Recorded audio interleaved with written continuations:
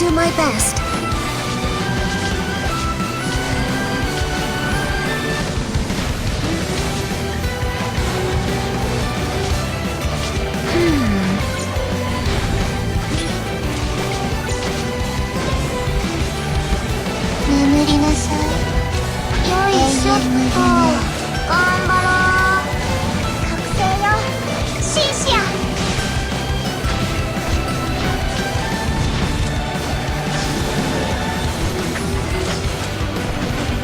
Take this!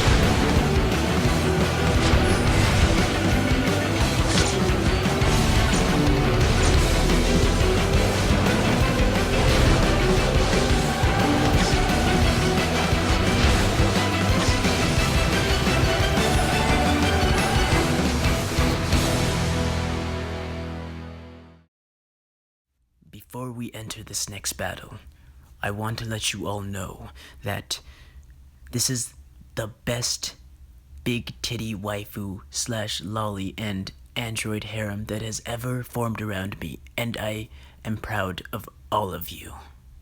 So let's do our best.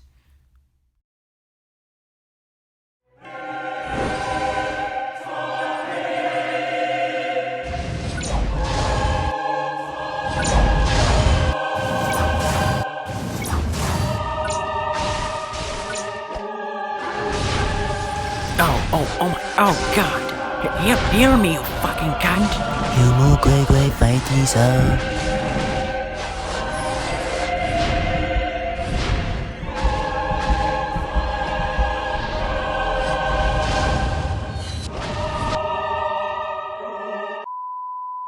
Hello everyone, and welcome to my YouTube channel, and I will be your host, Timely.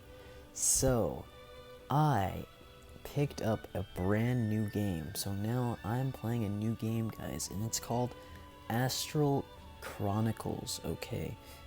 And so far, I am thoroughly enjoying it, and I thought I'd bring you guys a little beginner's guide if you guys decide to play it, because I'm putting like most of my time playing this game now, and it's so much fun.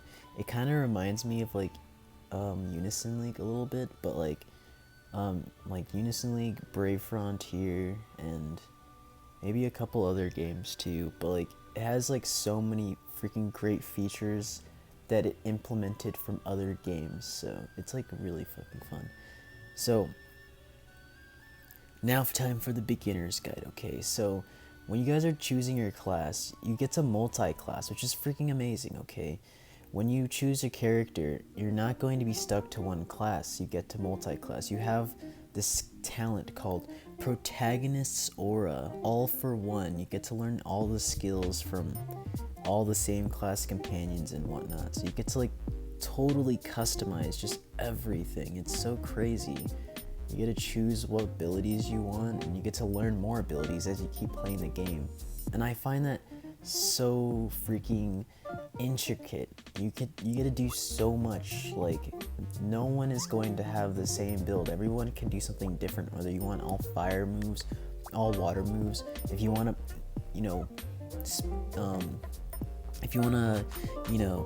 build your build around a status ailment, and then say the status ailment gives you an extra damage increase or something because you're wearing equipment that synchronizes with the status ailment that you apply. There's just so much stuff you can do. So I really like how you can class change and you can edit every single little ability so that everyone feels different, and that is really, really good.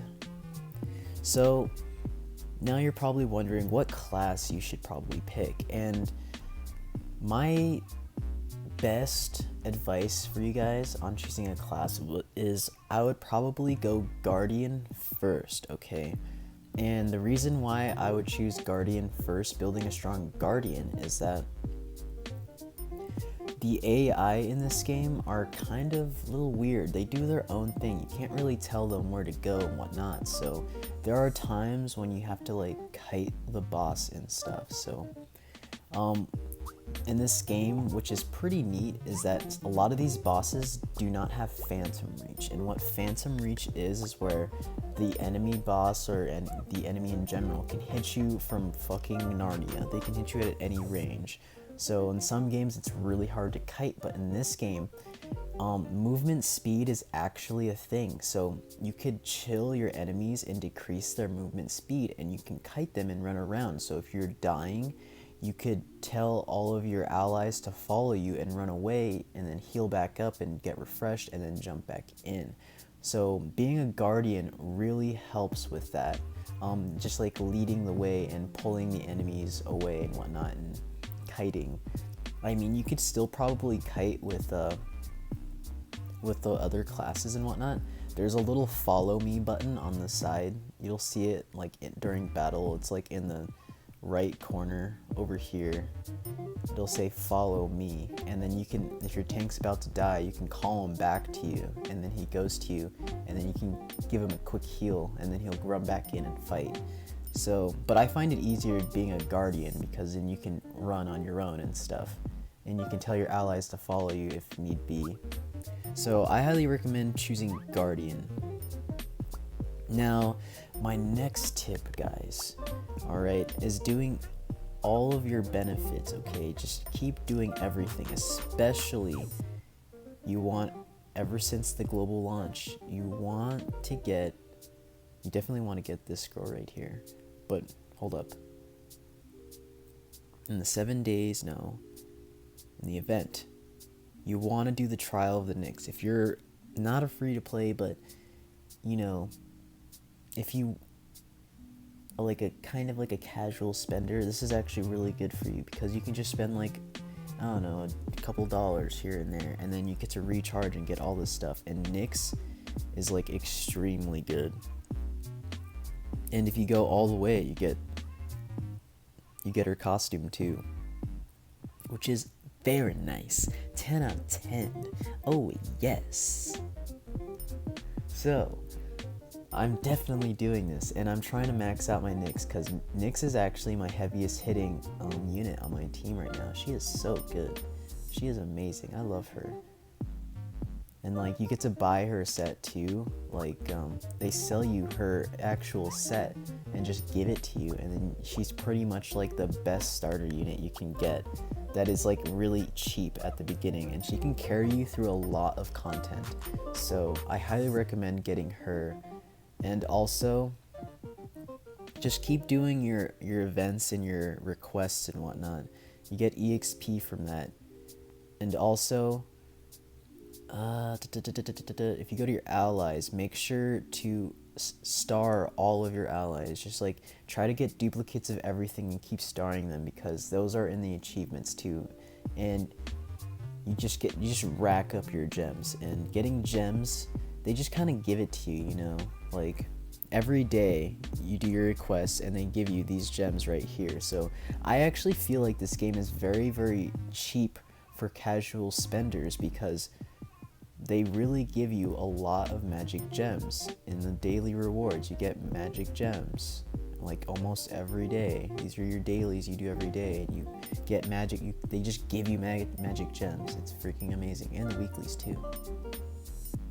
So you want to do your weeklies and your dailies. And if you do get stuck, right now I'm actually like stuck on some really hard stuff, but you just gotta keep leveling up and whatnot and just hang in there, Like, I did hit a wall, but I don't know. We'll see.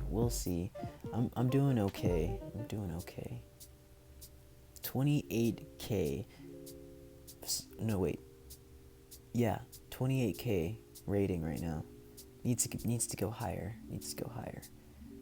So what else? What else is good advice? So my recommendation is going as a tank, how to kite. Movement speed debuffs are good in this game because enemies don't have phantom reach. You get to run away and stuff. How about some like quick build tutorials? Oh, best healer. Beta. she's a free-to-play hero. You get her from the dailies on day 2. You get to select SR, okay? You gotta choose which SR you want out of like 5 units, and you should definitely choose Beta. Beta is very good. She has like some of the strongest heals. Even if she's SR, she is still really good, and I love her. She's amazing, and she's cute too, okay? Why not? You have to have every single demographic on your team, okay? You need the big titty waifu, okay? You need the, sci-fi cyborg lady, okay? You need the Neko girl. And then you have your lolly. And the harem is complete. It is complete, okay? So, we're good. We are good. And check that out too. She like dances too. This is the only reason why I have this girl following me, is because she dances, and I think it's really cute. So she gets to follow me around. It's amazing. I might make like a little, like a little gif of her just dancing and stuff. We'll see. So now what else? Now you guys know what healer is really good, what tank is really good. No, that starting out as a tank class is really good in my opinion, and then you could class change in the future, but starting out as a tank is like really good. And then let's talk about the builds that I'm working on too. I'm gonna keep this video short, but keep it nice and sweet. So for this girl right here, my ranger, I really like her a lot. I've been working on her, trying to get her up. She's actually really powerful. So she's a crit build. So she has like a 34% chance to crit, and then her crit damage is 277%. Now that is a fucking shit ton. 277%. Jesus Christ. And then her talent over here, read your talent. When casting skills, increases crit damage by 6% for entire team, up to 4 times. So you get a stack at 4 times. So 6, 12, 18, 24. So she gets another 24% on top of that if she stacks it all the way, if she uses all of her skills. So when she's casting skills, she can have up to at least 18 to 24%. Well, I think it lasts for like 11 seconds, so it does stack. So probably at most you probably get like a 12% crit damage boost, which is good. And then she also gives all units crit too, so she gives herself even more crit after she uses that, so that crit will go up as well. So she is extremely heavy hitting, and I want her to hit even harder, so I'm trying to stack her attack. So she is amazing. I love her. And then I think I'm running crit builds on like everyone. Dude, crit is so good. So when I think about DPS, you have your damage percent moves, like, hold up, I'll show you. You have like damage percent stuff, like, causes 30% more damage to the boss. So you have that, and then you have your crit, and then your crit damage. So if you think about it, you should focus on your attack, your crit damage, and then your damage boosts like this at the very end, causes 30% more damage, stuff like that. So you definitely want to have everything that crits, and then your tank won't have that kind of build, it'll be all tanky and stuff. So for her, I have a 100% chance to cause crit damage to targets less than 30 HP, which is good, and then dark damage 6%, which is good for her ultimate. Her ultimate is this one right here. Large amount of dark damage. And then she gets healing from it too. And then her ultimate skill makes it so that she's a huge chance at refreshing the cooldown of it right away, so she can spam it like back to back. Now it says chance to refresh the cooldown at the cost of damage reduced by 40% in 6 seconds. So I'm not sure, like after you use it and then it refreshes it, and then when it's refreshed, it reduces your damage by 40%. So if you should like wait between 6 seconds intervals to keep using it, but I'm not sure how it works. I just spam it. I don't really care. And then I put this glove on her too, which increases her crit chance by 30% and crit damage by 50%, and then down here it says evade negative 10% and then crit plus 20%. So she has like a 50% chance to crit if that what those things on the description say is accurate. Alright. And then we go to her details. So 50% chance to crit. Now she has like a 72% chance to crit, and then her crit damage is 143%.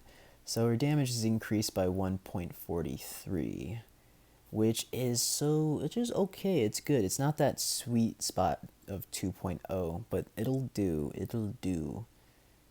So I really like her a lot. She hits harder than my ranger, of course. My ranger puts up her crit even further. So she just crits all day. I probably don't even need the sword. I could probably replace the sword that she has there with something else, because her crit is already just so high.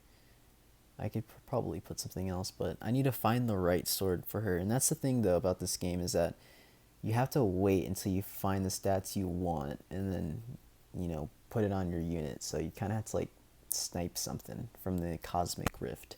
So yeah, guys, I don't think I'm going to show my mage. My mage is pretty alright. But, I showed you guys the two of the builds that I'm working on right now, and that's pretty much it. So, I have to get going now, and I hope you guys start playing this brand new game. It is so much fun. I love it, and I hope I helped you guys out if you do start playing. I have to get going. Peace.